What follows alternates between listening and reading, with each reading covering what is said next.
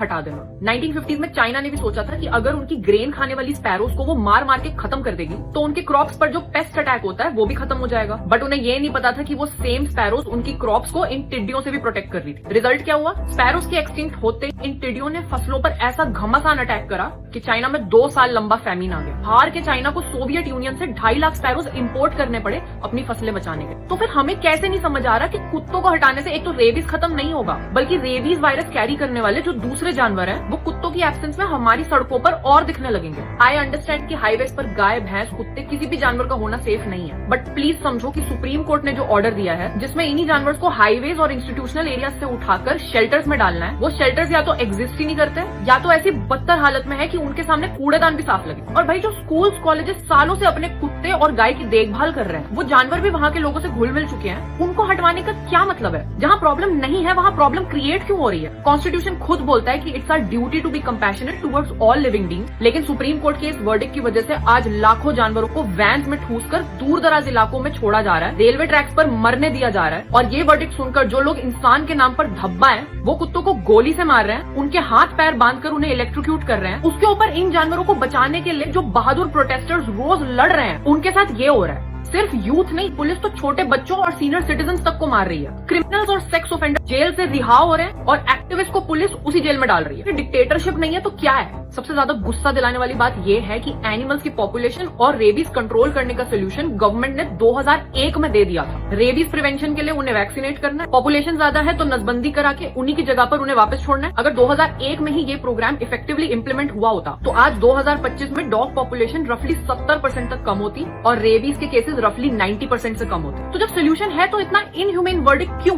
नकली dog bite cases पर false propaganda क्यों?